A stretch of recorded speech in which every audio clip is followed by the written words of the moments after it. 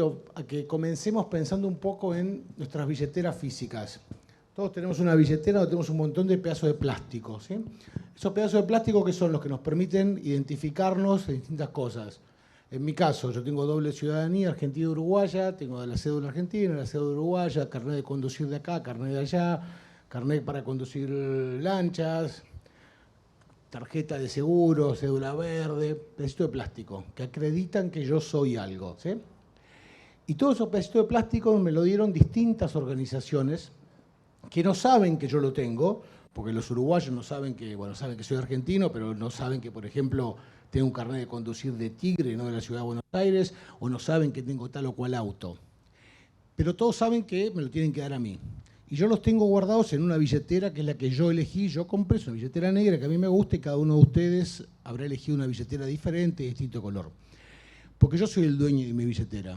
Y las organizaciones, cada una es dueña de aquella acreditación que nos brinda. Entonces, la Municipalidad de Tigre me dice, este flaco puede manejar, la Prefectura Argentina dice, este flaco puede manejar lancha, y así sucesivamente. Cada organización, los bancos me dan la tarjeta de crédito, etcétera, etcétera, etcétera. ¿Cómo funciona esto lógicamente? Cuando yo tengo que demostrar alguna de estas cosas, este famoso triángulo de confianza. Tengo alguien que me emite una credencial, tengo alguien, en este caso yo, que tiene la credencial y alguien que la va a verificar. Vamos a un caso práctico, el más sencillo de todos. Me para un policía y me dice, dame el registro de la cédula verde y el seguro. Vamos con el registro nada más. El policía que va a verificar mi registro, ¿en quién tiene que confiar? En mí no confía, por eso me está pidiendo el registro, si no, no me lo pediría. Confía en que él sabe reconocer que hubo organizaciones, municipalidades, gobiernos provinciales, que emiten registros y que esos registros los emiten con un criterio que implica que sé manejar. Segundo, que no le dan el mismo registro a dos personas, con lo cual saben que yo soy quien soy. Y que esos registros están emitidos con un grado de seguridad que son difícilmente falsificables. Y para poder determinar que no son falsificables, los tiene que reconocer. Si yo presento un registro colorado, rojo, me dicen, no, flaco, esto no, es inválido, y creen que pueden reconocerlo. Y este proceso, la parte más relevante es esa línea que está ahí abajo, ¿no? Donde hay una confianza entre el que verifica con respecto al que emite. Cuando nos volcamos al mundo digital en los 90, ¿qué pasó?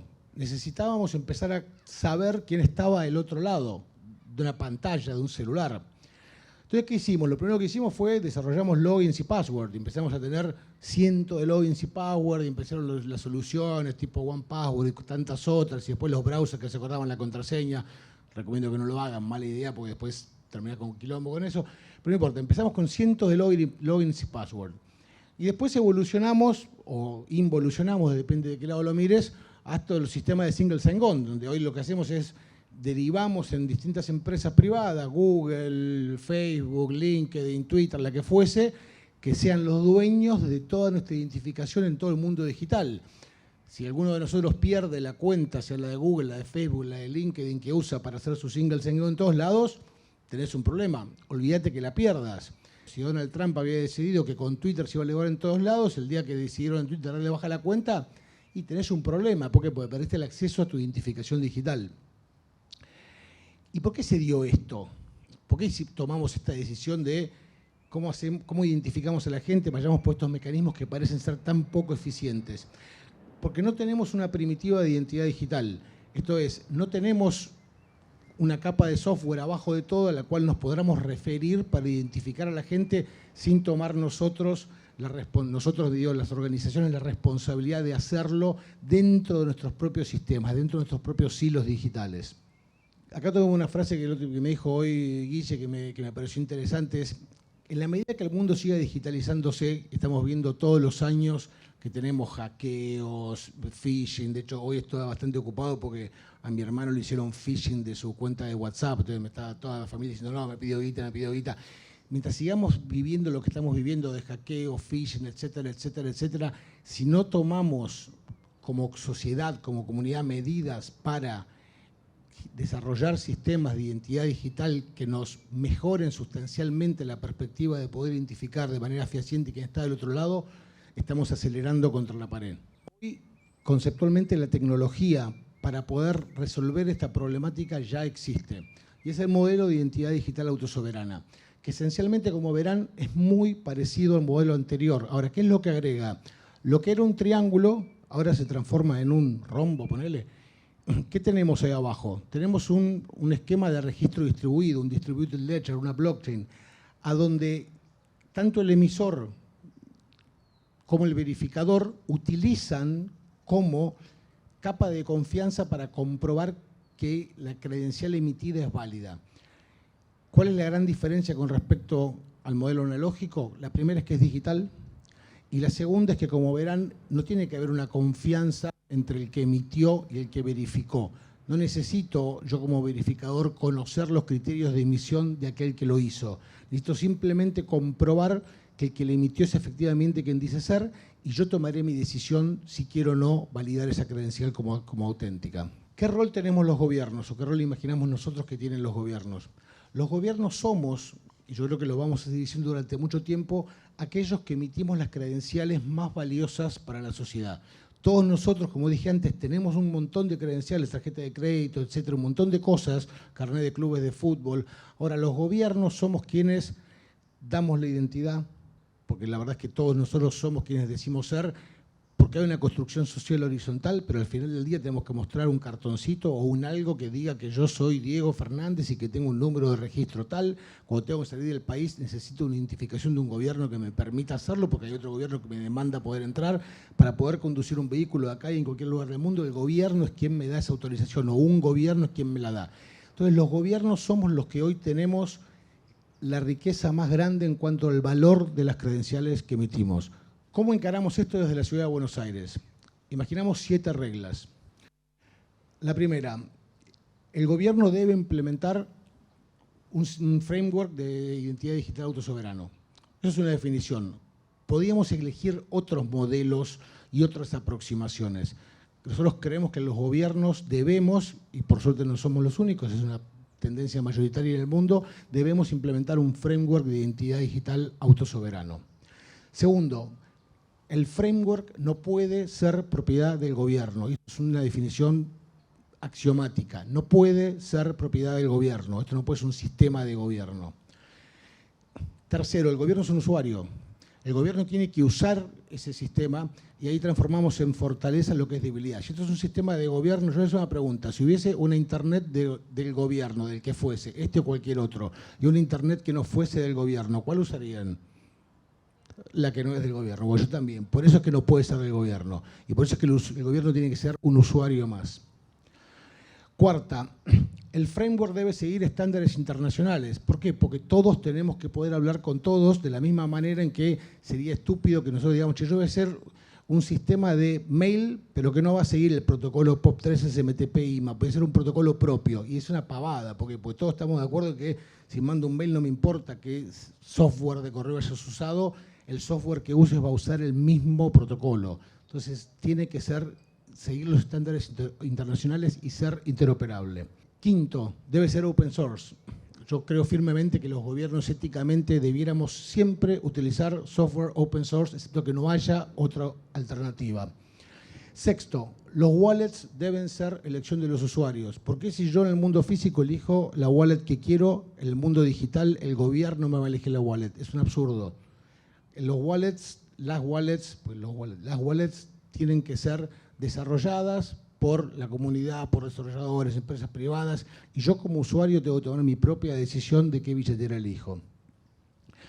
Séptimo, las redes blockchain que usamos abajo de todo en ese nuevo rombo de identidad digital que hablábamos, las redes blockchain deben ser abiertas, no permisionadas. Siempre hago mucho hincapié en esto. Hay hoy en día dentro de los gobiernos una mirada que yo creo que no es la adecuada, que es, lo que yo digo es la mirada de la intranet de fin de los 90. Que che, apareció internet, tiene un protocolo que está bárbaro, tiene una comunicación muy útil. ¿Vamos a hacer una internet privada? No, perdiste la lógica. La internet por definición es un protocolo neutro, abierto, no permisionado. Desde el momento en que lo volvés un protocolo privado, perdió valor porque no genera ecosistema de valor. Entonces, las redes tienen que ser abiertas, no permisionadas. Y Quark ID entra en todas estas reglas que estamos planteando. y por eso fue tan valioso la iniciativa que empezamos nosotros y generamos, digamos, el impulso inicial para que esto ocurra, pero la verdad es que esto existe hoy y hoy está instalado en el celular de... ¿Quién lo instaló hoy? Pregunto, a ver. Bueno, bien, un montón, yo también.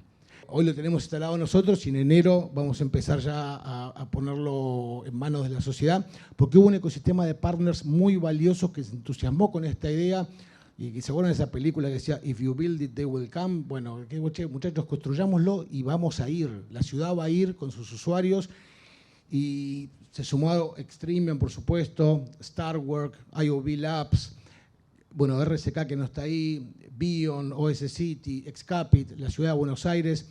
¿Y qué es lo interesante? Que todavía esto está casi listo, estamos en MVP, el mes que viene lo largamos, pero no está ocurriendo solo en Buenos Aires.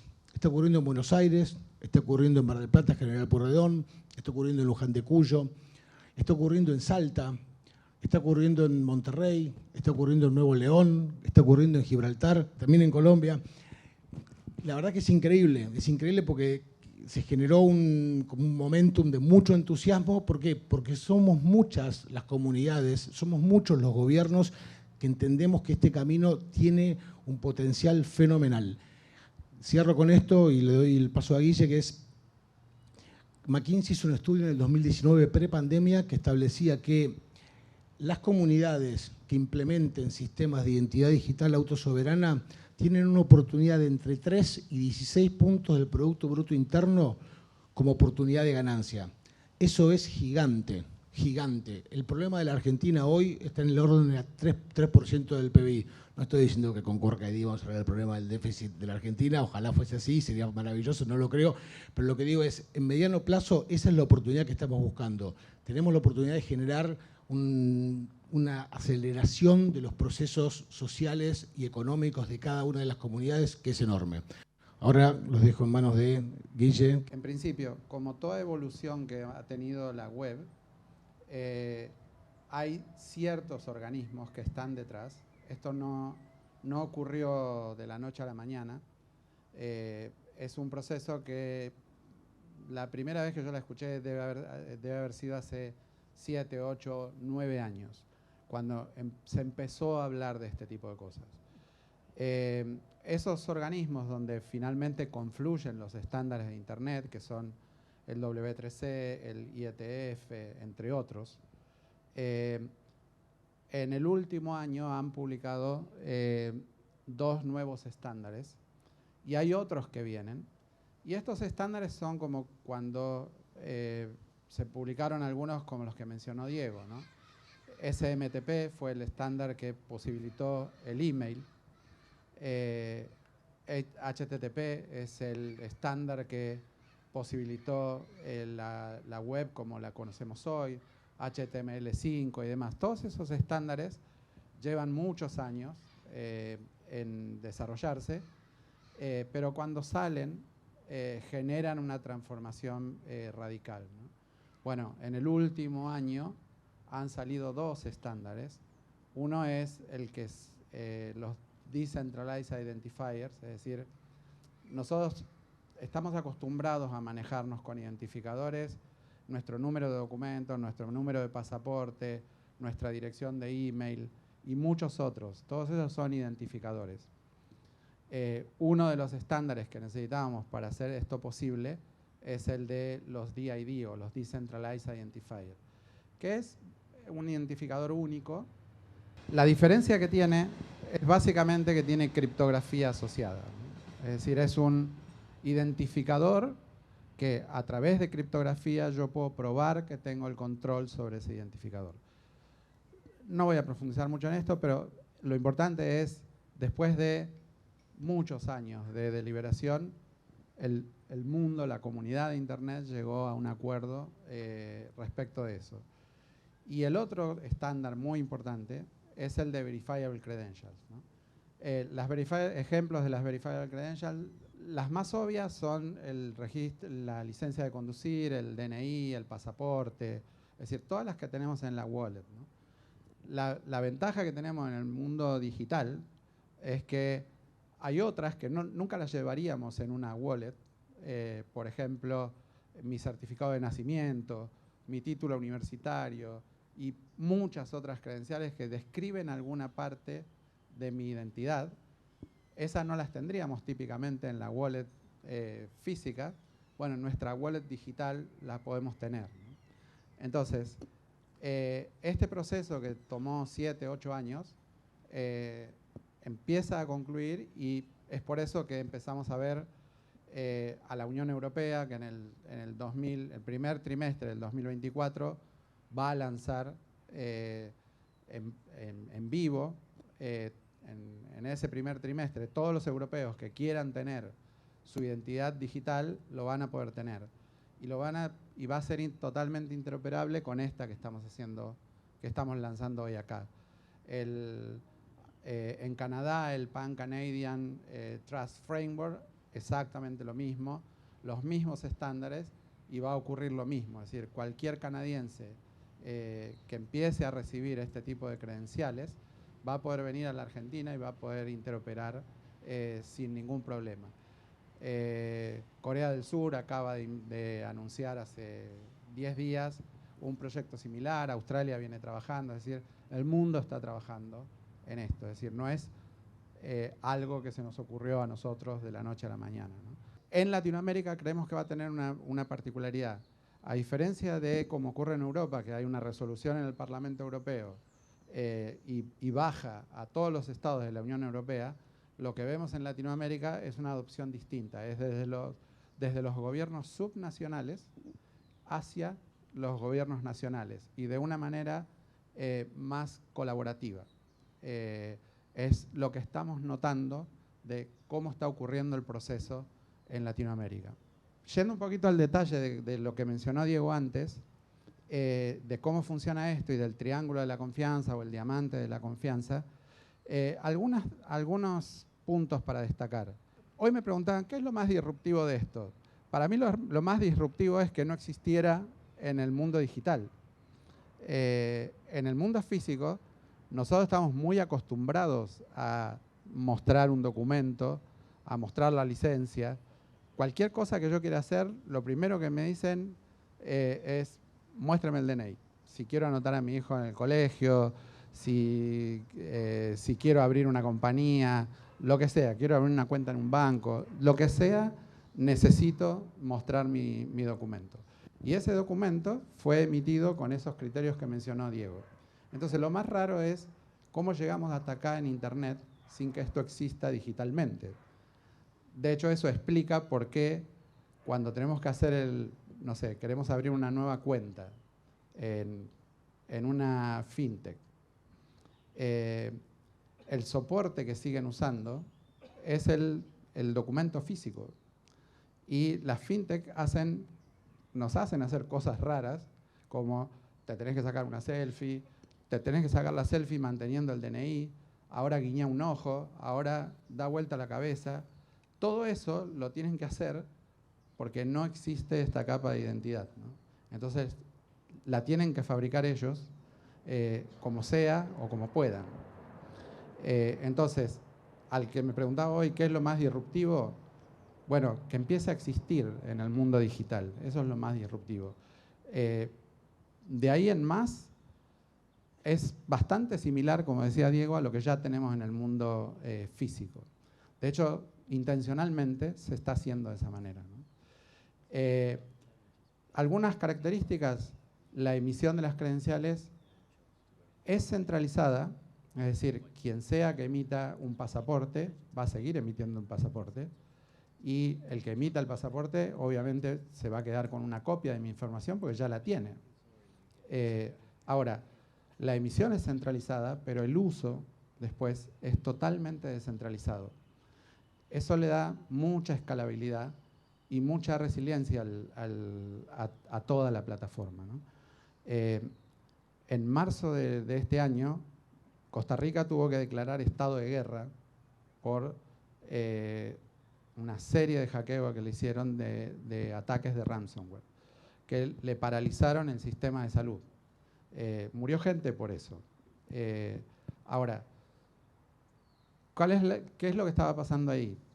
En la pandemia se aceleró la transformación digital, se implementaron, en ese caso, entre varios de los sistemas que le hackearon, el expediente médico único, es decir, las historias clínicas centralizadas, un sistema de turnos médicos centralizado y un sistema de prescripciones médicas también centralizado. Bueno, le hackearon las 3 bases de datos, le paralizaron el sistema de salud.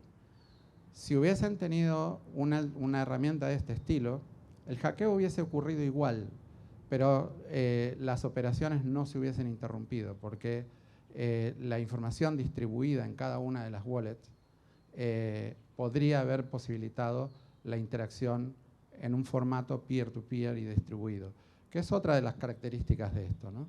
Cuando yo presento una credencial para alguna cosa en particular, es una interacción que va directamente entre mi wallet y la wallet o el agente de quien me lo está pidiendo.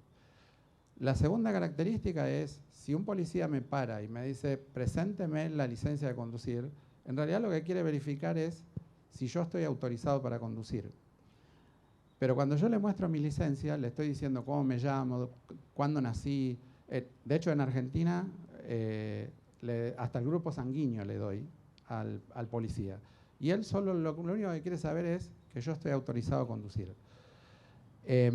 Este tipo de implementaciones, aparte de ser peer-to-peer, como ocurre en el mundo físico, tiene una ventaja sobre el mundo físico, que yo puedo revelar solo la información que es necesaria para cada caso en particular, ¿no? Es decir, en ese caso, el policía ya no me debería decir, presénteme la licencia, debería decir, pruébeme que usted está autorizado a manejar. Yo le genero una prueba que dice, estoy autorizado a manejar, y él puede verificar esa prueba sin tener que tener conexión con el emisor de mi licencia, ¿no? Para eso, bueno, hay otra serie de estándares y protocolos y demás que nos están llevando de un mundo de la web tal como la conocemos, que fue una web que se creó más que nada en una modalidad cliente-servidor, porque era, como evolucionó la web, es originalmente yo con mi browser quería acceder a un servidor que me mostraba páginas. Entonces, así fue como evolucionó rápidamente. La verdad que nuestra vida en el mundo físico es bastante más amplio que eso. No tenemos esa interacción de soy un browser que quiero interactuar con un servidor. Nuestras interacciones por lo general son más entre pares, ¿no? Entre dos compañías, entre una persona y una compañía. Es decir, las relaciones, las interacciones comerciales, sociales, políticas, educativas, son más relación peer-to-peer. Y para eso Internet tampoco está preparada, ¿no? Es decir, necesitamos, además de construir la identidad digital, descentralizar y tener un enfoque mucho más peer-to-peer, que es lo que tienen este tipo de enfoques, ¿no? Y finalmente, bueno, mucho de esto es posible hoy, o por qué lo estamos haciendo hoy, no se hizo hace un tiempo. Bueno, más allá de porque había que seguir toda una maduración en lo tecnológico, pero también en Internet, ¿no? Internet se tenía que volver relevante para que esto ocurriera. Aparecieron nuevas tecnologías, ¿no? Es decir, debajo de toda esta infraestructura hay nuevas tecnologías, básicamente como tecnologías blockchain, tecnologías criptográficas. Hay otra tecnología que por ahí no es tan conocida, pero es tan importante como blockchain, que es Zero Knowledge Proof, ¿no? Que me permite probar cosas sin revelar la información que subyace. Es lo que yo les decía antes. Puedo probar que soy argentino sin mostrar mi pasaporte, o puedo probar que estoy autorizado a manejar sin mostrar mi licencia, ¿no? Todo eso obviamente requiere un cambio de pensamiento, pero también un cambio en todos los temas que tienen que ver con la legislación, con las regulaciones. En realidad el cambio no es tan grande, pero sí que los reguladores, los que legislan, entiendan cómo vienen estas cosas. Por eso es importante hacer esto en conjunto con los gobiernos, ¿no? Para mantener ese equilibrio de la innovación que está viniendo con la Web 3, ahora en algunos casos la Web 5, pero a la vez traer a las instituciones y trabajar en conjunto con ellos para poder hacer que esto realmente ocurra, ¿no?